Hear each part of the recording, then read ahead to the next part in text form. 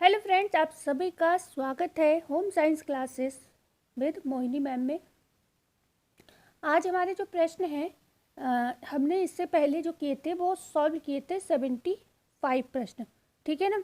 75 प्रश्न हमने इससे पहले की क्लास में शेयर मतलब सबसे पहले जो हमने क्लास की थी उसमें 25 किए थे सॉल्व। फिर हमने किए थे 50 प्रश्न, तो टोटल 75 प्रश्न हम इसमें कर चुके हैं। इस पूरी सीरीज में 125 MCQ है और सारे वो प्रश्न हैं जो मैं आपको थ्योरी पढ़ा रही हूँ। जो थ्योरी में पढ़ा रही हूँ आप पढ़ते हो और आप देख रहे हो कि मैं उसी में से सारे प्रश्न निकाल के लाती हूँ। ठीक है। ये जो आप पढ़ रहे हो निर्णय प्रक्रिया, गृह व्यवस्था का हृदय है, तो ये सब मैंने पढ़ाया। आप जरा ऊपर जाएंगे तो ये तो आप पहले वाली वीडियो में आप देख सकते हैं जो अभी तक मैंने आपको दी है। ओके। आज हमारा जो सेट होगा ये तीसरा होगा। तो इस समय थ्योरी क्लास, और जो थ्योरी में पढ़ा देती हूँ उसकी मैं कराती हूँ आपको प्रैक्टिस। तो प्रैक्टिस में हम 2 सेट कर चुके हैं। आप देखोगे इस तरीके से, सॉरी हैशटैग करके आएगा। ओके, हैशटैग होगा लगा हुआ वीडियो में, तो और #2 और #1, तो वो वीडियो आप देख सकते हो मैनेजमेंट की, और जिसमें हमने प्रैक्टिस कराई है। ये थ्योरी अगर आपने पढ़ी है तब तो ये बहुत ही अच्छा आपको बिल्कुल याद हो जाएगा। लेकिन अगर मान लो आप थ्योरी नहीं पढ़ पाए तो आप अगर ये पहले हमारे प्रश्न लगा लेते हो तो ये भी सारे बुक से बनाए हुए प्रश्न हैं। ओके, बिल्कुल जैसे थ्योरी पढ़ाई, आप थ्योरी देखोगे तो आप देखोगे उसी में से मैंने प्रश्न निकाले हैं। ओके, बकाया PYQ अगर आपको चाहिए तो PYQ भी हमने प्रैक्टिस में करा रखे हैं बहुत तेरे, जैसे कि चंडीगढ़ के नाम से करा रखा है हमने, और भी BPSC के नाम से प्रैक्टिस करा रखी है। तो वो सब PYQ है, आप सॉल्व कर सकते हो।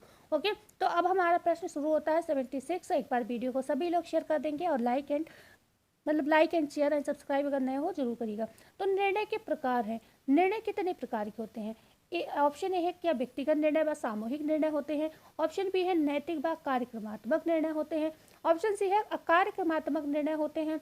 या फिर डी है निम्न में से सभी। तो निर्णय आप जानते हो कई तरीके के होते हैं। व्यक्तिगत होते हैं, सामूहिक होते हैं, नैतिक होते हैं। नैतिक को हम बहुत सारे नामों से जानते हैं। जो नैतिक निर्णय होता है उसको हम क्या क्या कहते हैं? इसको हम नेमी निर्णय कहते हैं।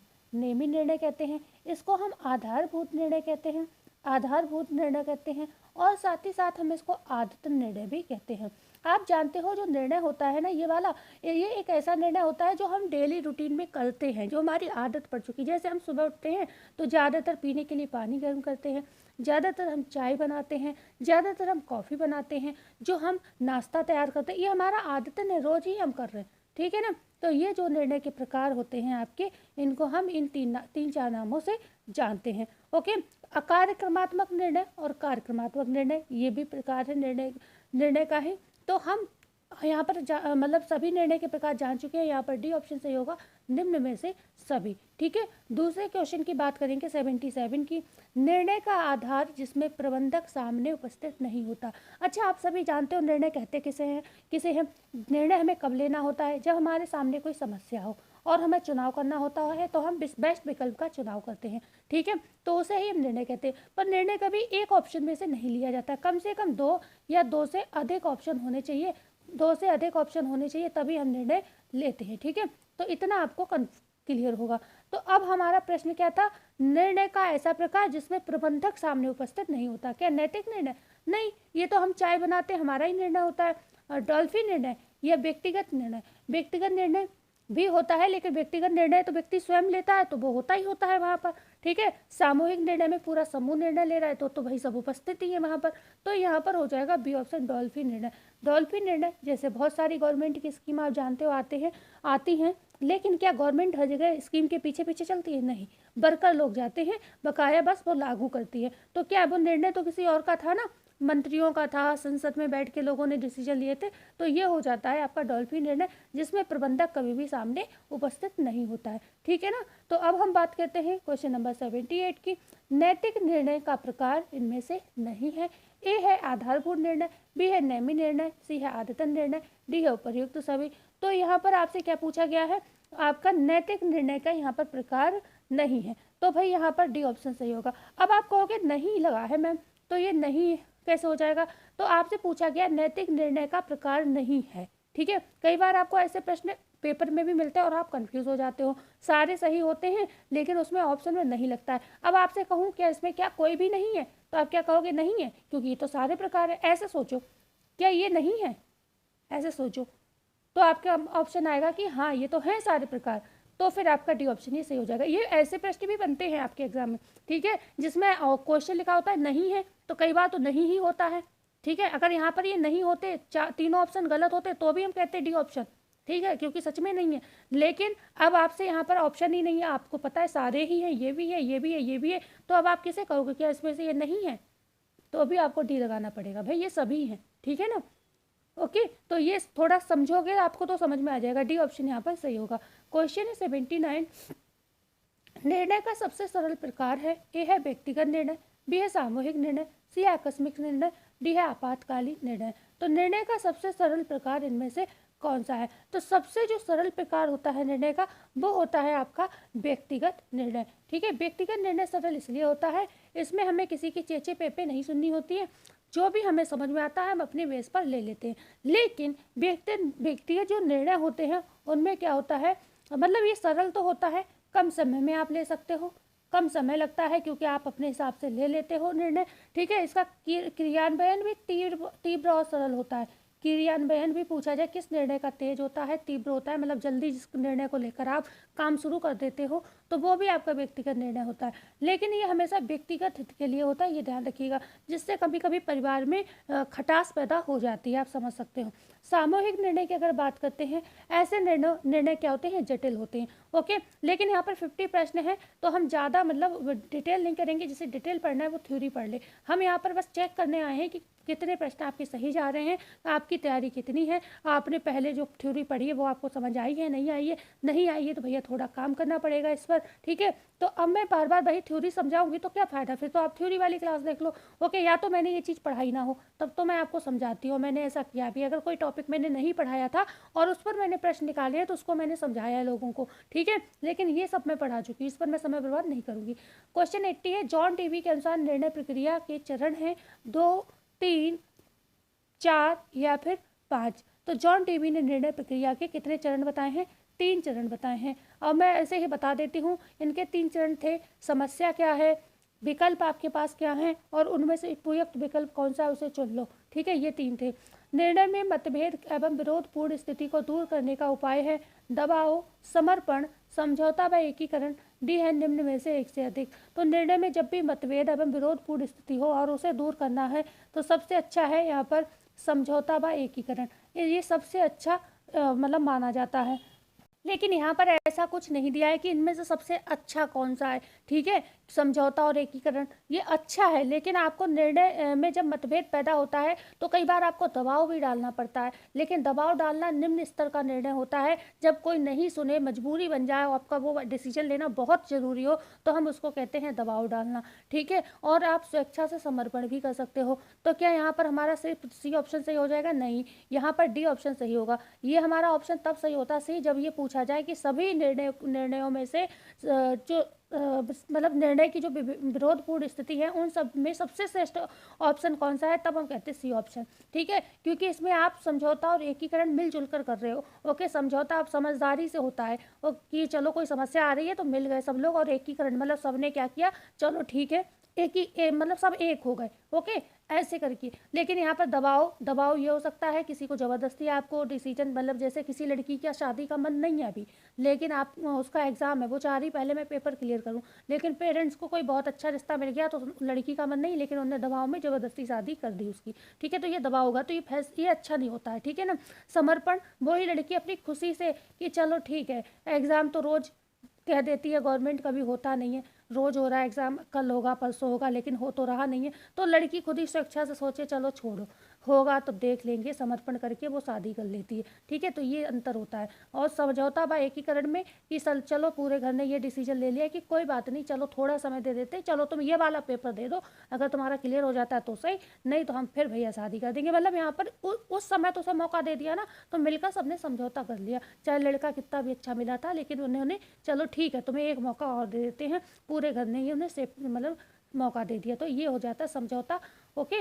सबने सबकी मतलब सबकी बात रह जाएगी, इस बार पेपर क्लियर कर लो, अगली बार शादी कर देंगे, ओके। तो 82 क्वेश्चन, निम्नलिखित में से विरोध का निम्न स्तर माना जाता है। आगे देखो, समर्पण को, दबाव को, समझौता या एकीकरण। तो विरोध का निम्न स्तर होता है आपका दबाव, ठीक है, दबाव क्या है, विरोध का निम्न स्तर है। आगे हम बात करते हैं क्वेश्चन 83 का। ठीक है, निम्नलिखित में से किस स्तर पर मानसिक परिपक्वता व समझदारी की आवश्यकता होती है? क्या दबाव में, समर्पण में, समझौता में, एकीकरण में, किस में? यहाँ पर आपको ये बताना है कि यहाँ पर कि क्या पूछा है, समझदारी क्या, जहाँ परिपक्वता, मानसिक परिपक्वता और समझदारी की आवश्यकता होती है, तो ये आवश्यकता होती है समर्पण में। ठीक है, सी बी ऑप्शन सही होगा, समर्पण। समर्पण में समझदारी की आवश्यकता होती है, परिपक्वता की आवश्यकता होती है। समझौता में तो ये होता है कि 4 पंच बैठे, 5 पंच बैठ गए, होता है ना गांव में, और कोई झगड़ा हुआ, उन्होंने समझौता करा दिया, मन में किसी के नहीं है लेकिन करा दिया, ओके, समझौता हो गया, मन में भले ही खटास है लेकिन चलो ठीक है, रोज रोज के लड़ाई झगड़ों से निपट गया मामला, ओके। एकीकरण भी मतलब सही है, सब मिलकर लेते हैं।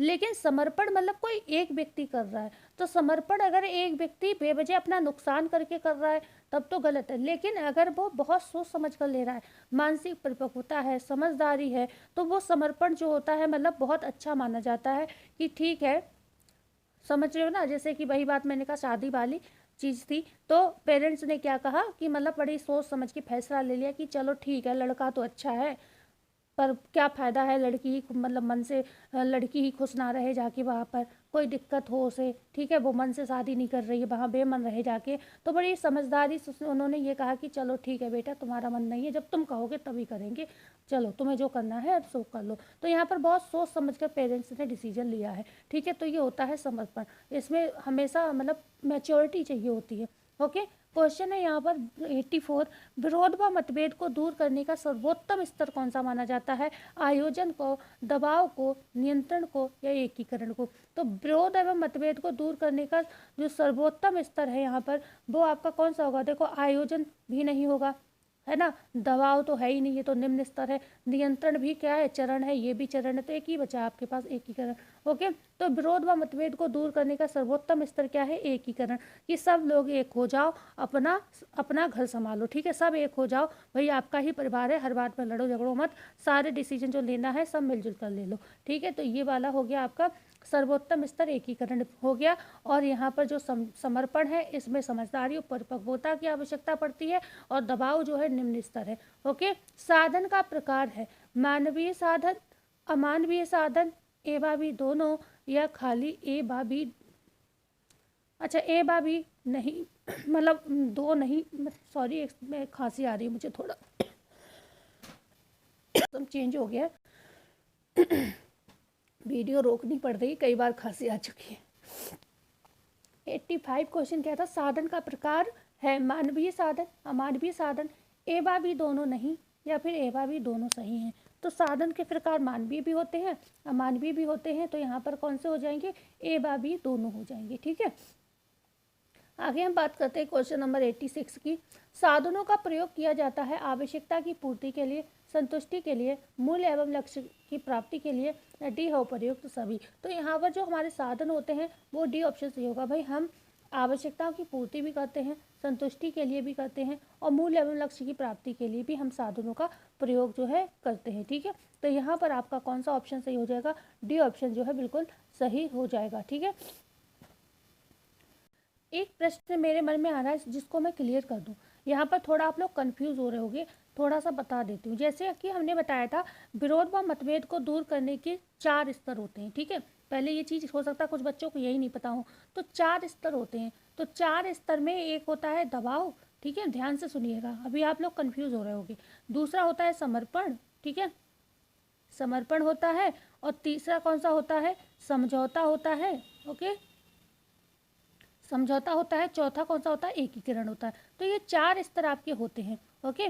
तो दबाव सबसे निम्न स्तर है, ठीक है। और जो समर्पण है आपका यहाँ पर, और समझौता है, समझौता, ये क्या है? मध्यम स्तर है। तो ये कभी कभी क्या होते हैं, अच्छे भी मान लिए जाते हैं, मतलब मध्यम स्तर है समर्पण और समझौता। क्योंकि कई बार ऐसा भी हो सकता है समर्पण हर बार एक ही व्यक्ति कर रहा हो रहा है। कई बार परिवार ऐसे होते हैं, जैसे ज्वाइंट फैमिली होती है, सब ऐश करते हैं, पर एक व्यक्ति हर तरीके से दबा होता है, फाइनेंशियल भी दबा होता है, और मतलब वैसे भी उसकी कोई मतलब वैल्यू नहीं होता, बस उसका कमाने का ही काम होता है, और सब बैठ के खाते हैं, ठीक है ना। तो जैसे समझने के लिए, तो यहाँ पर क्यों वो क्या है, समर्पित है, अपने परिवार के लिए समर्पित है। लेकिन ये कोई ज़रूरी नहीं, बहुत अच्छी बात है, अच्छी बात ज़रूर है, लेकिन क्या हमेशा अपना गला घोटते रहोगे? ठीक है, इसलिए वैसे सोचो ज़मीनी स्तर पे तो बहुत अच्छा लगता है कि हाँ एक व्यक्ति अपने परिवार के लिए समर्पित है, लेकिन सोचो उसकी भी ज़िंदगी है, तो उस हिसाब से सोचोगे तो वो कहीं ना कहीं सही चीज़ नहीं है। तो इसलिए मध्यम स्तर माना जाता है। और समझौता, वही व्यक्ति हो सकता है बार बार समझौता कर रहा है, तो ये हम इसको ये भी नहीं कहेंगे कि मतलब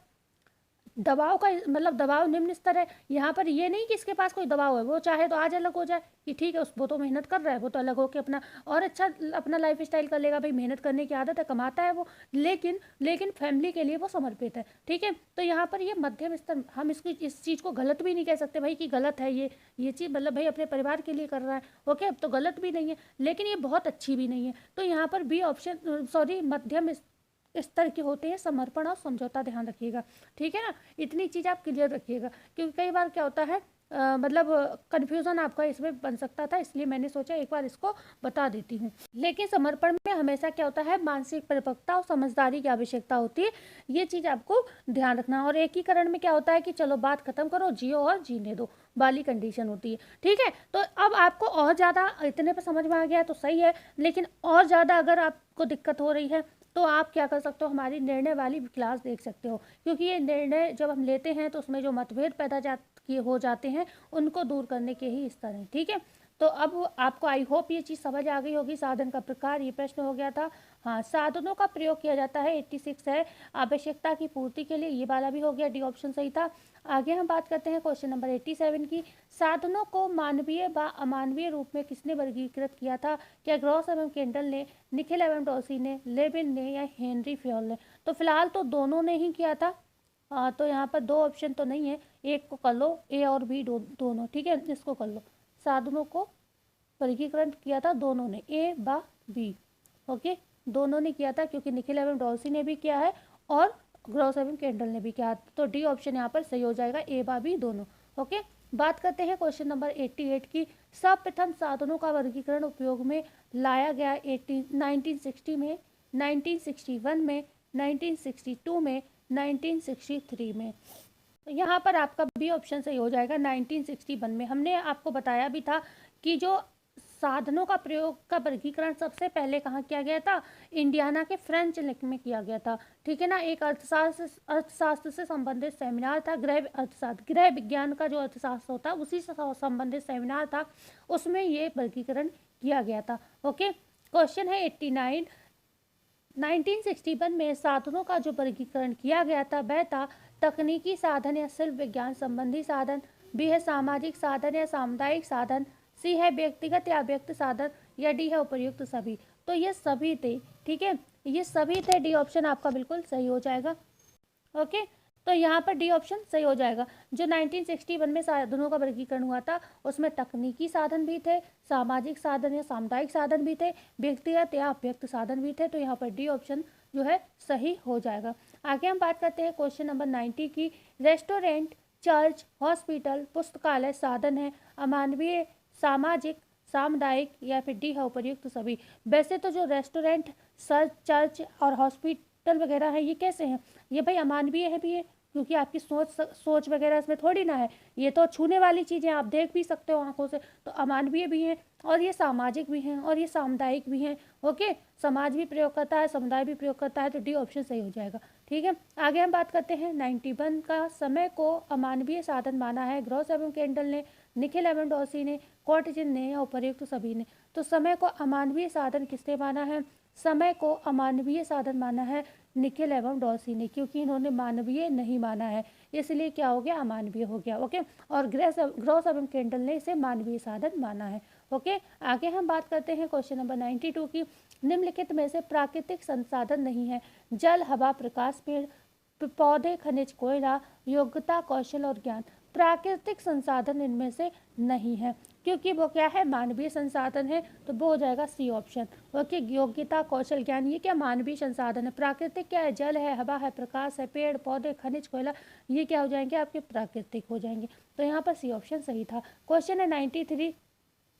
संसाधनों के उपयोग के उद्देश्य हैं, ए ऑप्शन है आवश्यकताओं को दूर करना व संतुष्टि की इच्छा, बी है पारिवारिक सदस्यों का विकास व मितव्ययता, सी है लक्ष्यों की प्राप्ति व वैकल्पिक उपयोग, डी है उपर्युक्त सभी। तो संसाधनों के उपयोग के जो उद्देश्य होते हैं तो यहाँ पर डी ऑप्शन सही होगा, क्योंकि हम क्यों प्रयोग करते हैं संसाधनों का, हम चाहते हैं हमारी आवश्यकताएं पूरी हों और हमें संतुष्टि प्राप्त हो, पारिवारिक सदस्यों का ज़्यादा से ज़्यादा विकास हो और वो मितव्ययी भी हो, हमारी जो बजट है उसी में काम हो जाए, और लक्ष्यों की प्राप्ति व वैकल्पिक उपयोग मतलब लक्ष्य भी प्राप्त हो जाए और हमें मतलब हमारे विकल्प के रूप में जो भी हम निर्णय ले रहे हैं उसमें वो सही बैठे। ठीक है, तो डी ऑप्शन सही हो जाएगा। बात करते हैं क्वेश्चन नंबर 94 की। संसाधनों की विशेषता है, साधन उपयोगी होते हैं, साधन सीमित होते हैं, साधनों में अंतः संबंध होता है, तो यहाँ पे डी ऑप्शन सही होगा। तो यहाँ पर भी डी ऑप्शन सही होगा। भाई साधन उपयोगी भी होते हैं, साधन सीमित भी होते हैं, साधनों में अंतः संबंध भी पाया जाता है, तो ये सारे ही गुण होते हैं साधनों से पाए जाते हैं, तो यहाँ पर सही होगा सभी ऑप्शन। क्वेश्चन है 95। संसाधनों के उपयोग का सिद्धांत है लक्ष्यों का निर्धारण व योजना का निर्माण करना। ठीक है, साधनों का एकत्रीकरण व महत्व के अनुसार उन्हें स्थापित करना। ओके, निरीक्षण व क्रियान्वयन करना, या फिर डी ऑप्शन है उपर्युक्त सभी। तो जो साधन होते हैं उनका हम उपयोग जब करते हैं तो किस बेस पर करते हैं भाई, लक्ष्यों को निर्धारित करते हैं, पहले तो लक्ष्य होते हैं हमारे, उनके लिए हम योजना का निर्माण करते हैं। ठीक है ना, और इन सब चीज़ों में हमें कहीं ना कहीं साधनों की आवश्यकता पड़ती है। फिर हमारे पास जो भी साधन होते हैं उनका हम एकत्रीकरण करते हैं और जो ज़्यादा बेस्ट होता है उसको उस पर निर्णय लेकर उसको क्रमानुसार स्थापित करते हैं, क्रम में स्थापित करते हैं कि किस साधन की कब आवश्यकता है। ठीक है, जैसे आप लोग ज़्यादातर कुछ लोग क्या करते हैं, PYQ पहले चेक करते हैं कि देख लें प्रश्न कैसे आते हैं तब तैयारी शुरू करते हैं, कुछ लोग थ्योरी पहले पढ़ते हैं और PYQ पहले लगाते हैं तो बाद में लगाते हैं। तो ये क्या है, एक क्रम आप फॉलो कर रहे हो कि आपको जो सही लग रहा है आप वो उस क्रम में काम कर रहे हो। ठीक है, और निरीक्षण व क्रियान्वयन के लिए भी काम करते हैं, तो डी ऑप्शन यहाँ पर सही हो जाएगा। ओके, क्वेश्चन है 96। साधनों से प्राप्त संतुष्टि को बढ़ाने हेतु एलिजाबेथ हॉयट ने कितने सुझाव दिए थे, 2 दिए थे, 3 दिए थे, 4 दिए थे या 5 दिए थे। तो एलिजाबेथ जो हॉयट थी उन्होंने कितने 3 सुझाव दिए थे। नहीं, यहाँ पर होगा आपका सी सही होगा, 4 सुझाव दिए थे। 4 कौन थे, एक तो सबसे पहला था साधनों की पूर्ति में वृद्धि करना, वैकल्पिक उपयोगों का ज्ञान, उपयोग में वृद्धि करना जो भी आपने साधन का मतलब उपयोग किया है, और फिर चुनाव के मध्य संतुलन करना। तो ये 4 थे। क्वेश्चन है 97। परिवार 2 संबंधित छोटे व्यक्तियों से आरंभ होता है, अपनी विस्तृत अवस्था में ये वृद्धि करता है और अंत में फिर वह 2 वृद्ध व्यक्तियों पर आकर आ जाता है। ये परिभाषा किसने दी है, क्या ग्रॉस एवं किंडल ने दी है, निखिल एवं डॉसी ने दी है, WH बुश ने दी है, या फिर निम्न में से कोई नहीं। तो ये परिभाषा आपकी ए ऑप्शन सही होगा, ग्रॉस एवं किंडल ने दी है। किसकी ये परिभाषा है, ये पारिवारिक जीवन चक्र की अवस्था की परिभाषा है, जिसमें ग्रॉस एवं किंडल ने कहा था परिवार 2 संबंधित व्यक्ति छोटे व्यक्तियों से आरंभ होता है, मतलब 2 लोगों से शुरू होता है, एक स्त्री एक पुरुष, दोनों का विवाह होता है, मतलब एक लड़की एक लड़का है, दोनों का विवाह होता है, और फिर क्या होता है वो विस्तृत अवस्था में पहुंचते हैं, जैसे कि उनके बच्चे हो जाते हैं, तब वो विस्तृत हो जाता है परिवार, उसमें वृद्धि विकास सब कुछ होता है, बच्चों का भी होता है। अंत में फिर वह 2 मतलब बच्चे कमाने खाने लगते हैं, बाहर निकल जाते हैं, अंत में फिर वही 2 जो लड़के और लड़की थे वो वृद्ध हो जाते हैं और वही रह जाते हैं। ठीक है, तो यहाँ पर ग्रॉस एवं किंडल की ये परिभाषा है।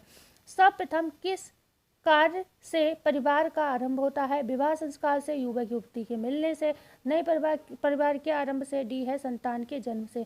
तो सर्वप्रथम किस कार्य से जो होता है परिवार का आरंभ होता है, तो सबसे पहले होता है विवाह संस्कार से होता है परिवार का आरंभ। ये ऑप्शन सही हो जाएगा। क्वेश्चन है 99। पारिवारिक जीवन चक्र को कितनी अवस्था में वर्गीकृत किया गया है, 2 में, 3 में, 4 में या 5 में।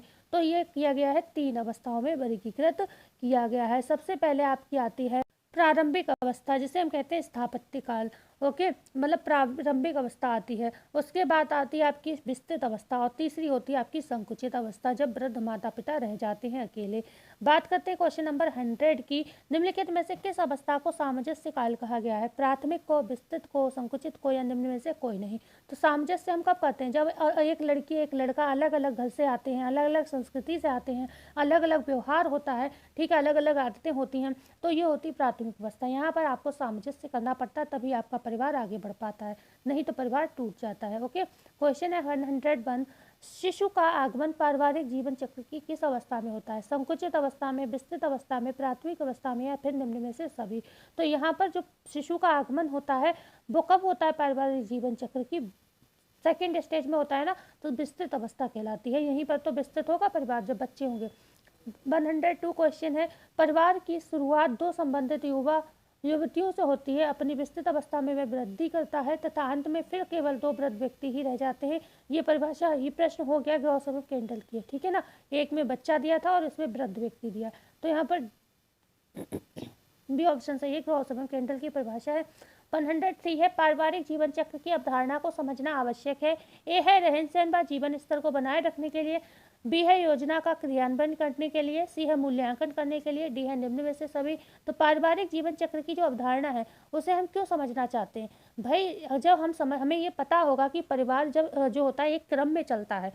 अभी हमारी क्या है, नई नई नौकरी लगी है और हमारी शादी हुई है, सैलरी हमारी पर्याप्त है, ठीक है, तो हम सोचते हैं अभी तो सैलरी पर्याप्त है, कल को हमारे बच्चे होंगे, ठीक है, तब तो बच्चे होंगे तो खर्चा भी बढ़ेगा, तो हम क्या करेंगे, क्यों ना अभी से बचत करनी शुरू कर दी जाए आगे के लिए, क्योंकि अभी तो हमारे बच्चे नहीं है, तो अभी खर्चे कम है, ठीक है ना। तो ये क्या है, समझ विकसित हो रही। तो अगर हम पारिवारिक जीवन चक्र की अवधारणा को समझ लेते हैं तो हमें ये पता, हम तैयार रहते हैं कि इस समय में हमारा इतना खर्च होगा, इस समय ये शक्ति की आवश्यकता पड़ेगी, तो हम उस तरीके से अपने आप को तैयार रखते हैं, ठीक है ना। तो इसलिए ये जरूरी है। तो रहन सहन व जीवन स्तर को बनाए रखने के लिए अब आपका सब सही से सोच समझ के चलोगे तो आपका जीवन स्तर जो है वही रहेगा। आप अभी नहीं सोचोगे, अभी भी सैलरी आपकी 1 लाख है, अब बच्चे हो जाएंगे तब भी 1 लाख होगी, और अभी आपने 1 लाख उड़ा दी जब 2 ही लोग थे, और आगे बच्चे होंगे, बीमार होते हैं बच्चे बहुत जल्दी जल्दी, फिर वो पढ़ेंगे लिखेंगे, खर्चे होंगे, तब भी आपको 1 लाख में ही गुजर करना है, ठीक है ना। तो कहीं ना कहीं यहाँ पर आपका जीवन स्तर प्रभावित होगा, नहीं होगा।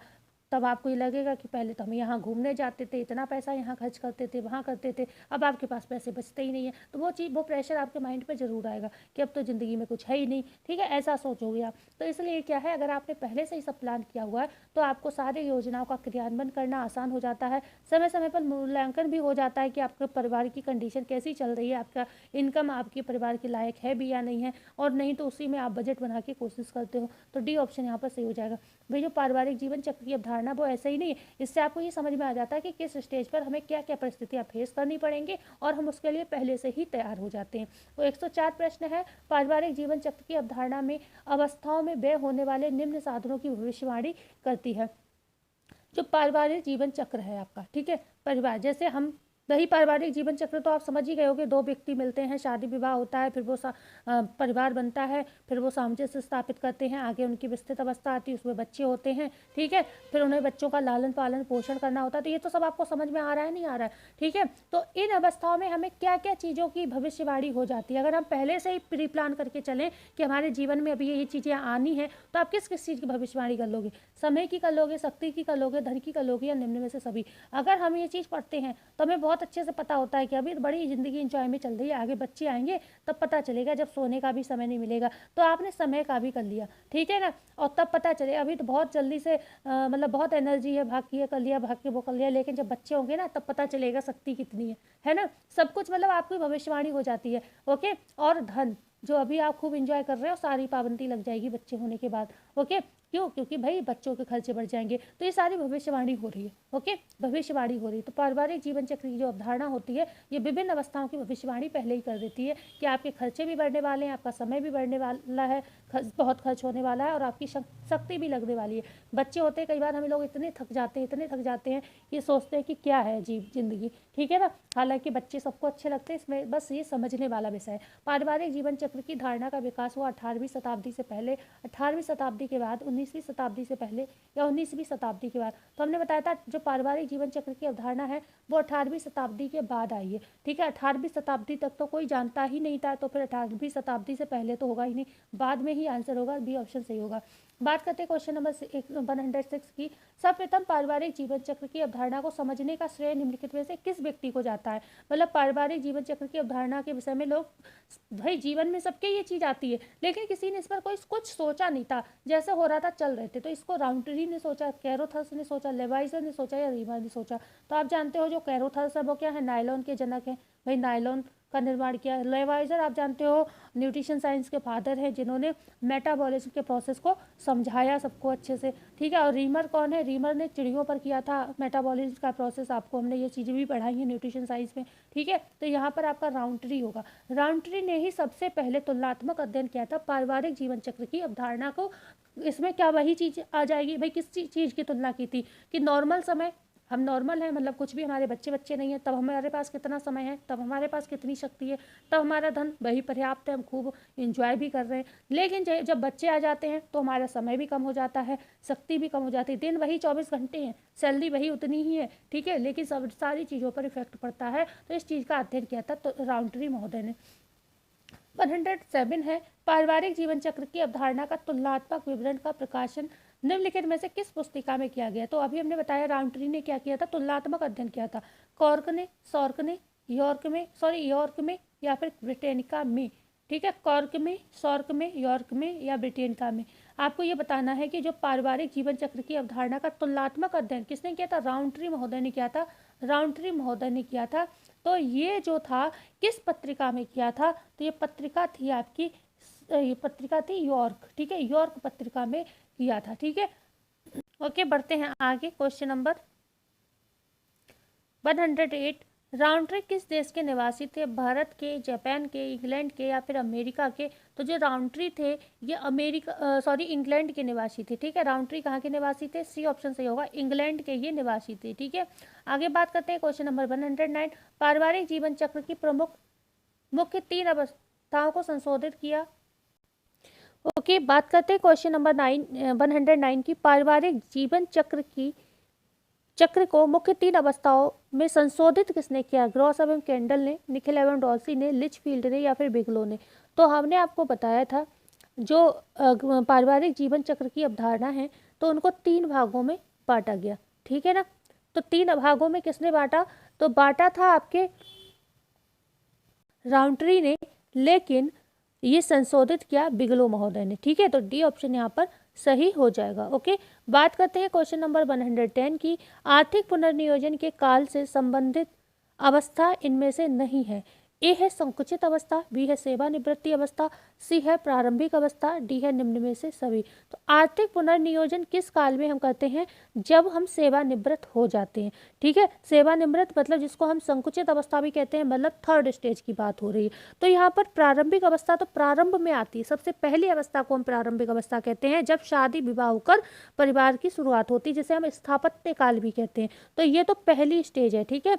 तो ये किसकी नहीं है, ये आपकी आर्थिक पुनर्नियोजन का काल नहीं है, मतलब तीसरी अवस्था ये नहीं है। तो सी ऑप्शन सही हो जाएगा, ठीक है। बकाया संकुचित अवस्था, सेवानिवृत्ति अवस्था कहो या फिर संकुचित अवस्था कहो, ये सभी किसकी अवस्थाएं हैं, ये आपकी 3rd स्टेज की अवस्थाएं हैं, क्योंकि 3 स्टेज हैं टोटल। क्वेश्चन है 111, निम्न अवस्थाओं में से विस्तृत अवस्था का भाग नहीं है, प्राथमिक विद्यालय, प्री प्राइमरी स्कूल, उच्च विद्यालय या फिर महाविद्यालय।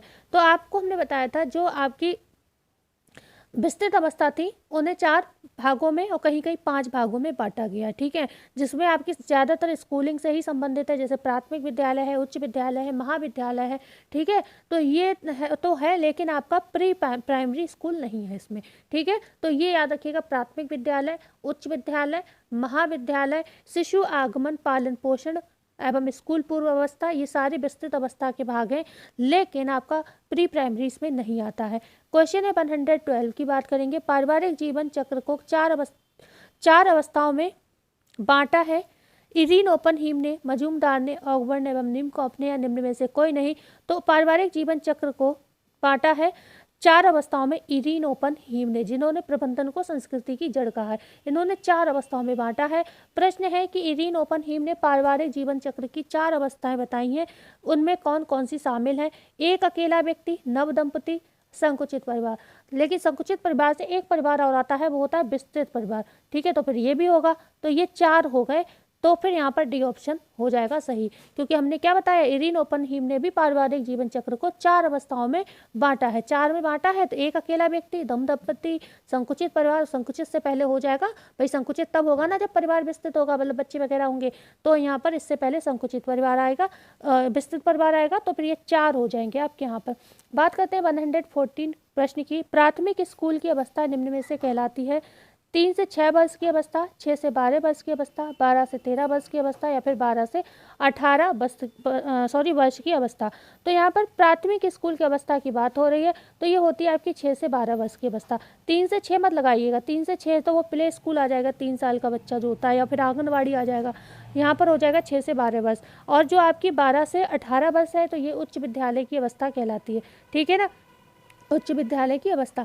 बात करते हैं क्वेश्चन नंबर 115 की। सभी परिवारों में यह अवस्था आवश्यक रूप से पाई जाए यह जरूरी नहीं है। उच्च विद्यालय अवस्था, कॉलेज अवस्था, प्राथमिक स्कूल की अवस्था या फिर संकुचित अवस्था। आप जानते हो सभी परिवारों में बच्चे स्कूल जाते हैं, लेकिन कभी ना कभी कुछ समस्याएं ऐसी होती हैं जो बच्चे कॉलेज नहीं जाते हैं, वहीं से अपना क्या करते हैं, कमाना खाना शुरू कर देते हैं। तो यहाँ पर कॉलेज अवस्था आंसर होगा, बी ऑप्शन सही हो जाएगा। बात करते हैं क्वेश्चन नंबर 16 की। संकुचित परिवार को कितनी मुख्य अवस्थाओं में बांटा गया है? तो संकुचित परिवार क्या 2 अवस्थाओं में बांटा है, 3 अवस्थाओं में बांटा है, 4 अवस्थाओं में बांटा है या फिर 5 अवस्थाओं में? तो ये आपकी 3 अवस्थाओं में बांटा गया है संकुचित परिवार। ठीक है, आगे हम बात करते हैं क्वेश्चन नंबर 116 संकुचित परिवार को कितनी मुख्य अवस्थाओं में बांटा गया है? आरंभिक अवस्था, अभी तो हमने बताया 3 अवस्थाओं में, तो तीनों ही हो जाएंगी। आरंभिक अवस्था, आर्थिक पुनर्नियोजन की अवस्था और सेवानिवृत्ति का काल। तो यहाँ पर डी ऑप्शन आपका सही हो जाएगा। ठीक है ना, आगे बात करते हैं क्वेश्चन नंबर 17 की। स्त्रियों की सेवानिवृत्ति काल पुरुषों की अपेक्षा होती है जल्दी, देर से, साथ साथ कहा नहीं जा सकता।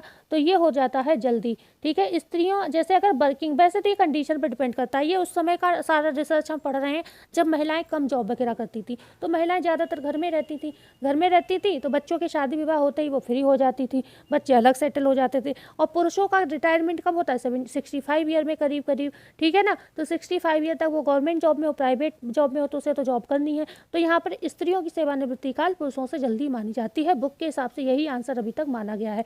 छोटे बच्चे, क्वेश्चन नंबर 18, छोटे बच्चों की देखभाल में औसतन प्रतिदिन लगने वाला समय है 2 घंटा 15 मिनट, 3 घंटा 41 मिनट, 5 घंटे 45 मिनट या 5 घंटे 41 मिनट।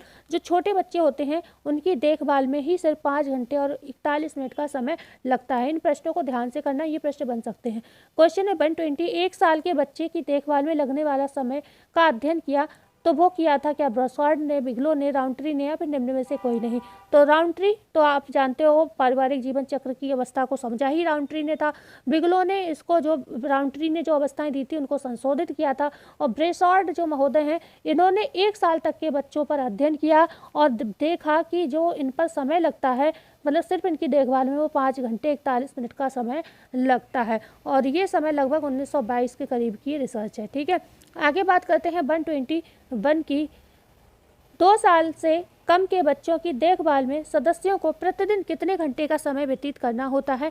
2 घंटा, 2.5 घंटा, 3 घंटा, 3.5 घंटा। तो बात यहाँ पर हो रही है 2 साल के बच्चों की, पर भी आपका डी ऑप्शन सही होगा। 3.5 घंटे का समय यहाँ पर व्यतीत करना पड़ता है। ये 2 साल से कम बच्चों की जो देखभाल का अध्ययन किया था, ये किया था म्यूज महोदय ने। किसने किया था? ये म्यूज ने किया था, ध्यान रखिएगा। ठीक है, आगे हम बात करते हैं क्वेश्चन नंबर 22 की। बच्चों के वस्त्रों को धोने में लगने वाला समय का अध्ययन किया था ब्रेसॉर्ड ने, बोरेन ने, जस्टिन ने या क्रीपर ने?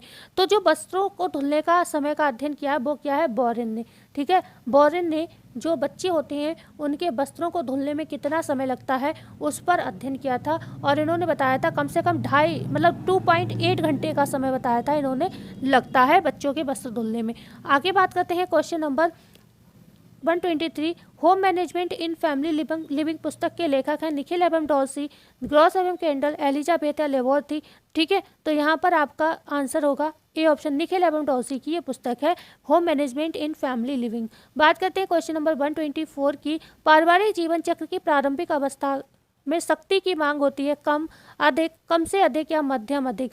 तो आप जानते हो पारिवारिक जीवन चक्र की जो प्रारंभिक अवस्था होती है उसमें शक्ति की मांग कम होती है, समय की मांग तो ज़्यादा होती है, क्योंकि ज़्यादातर नवविवाहित जोड़े होते हैं वो एक दूसरे को समय ज़्यादा देना चाहते हैं। लेकिन शक्ति पूछा जाए तो वहाँ पर ऐसा कोई काम नहीं होता है, काम कुछ ऐसा नहीं होता तो कम होगा।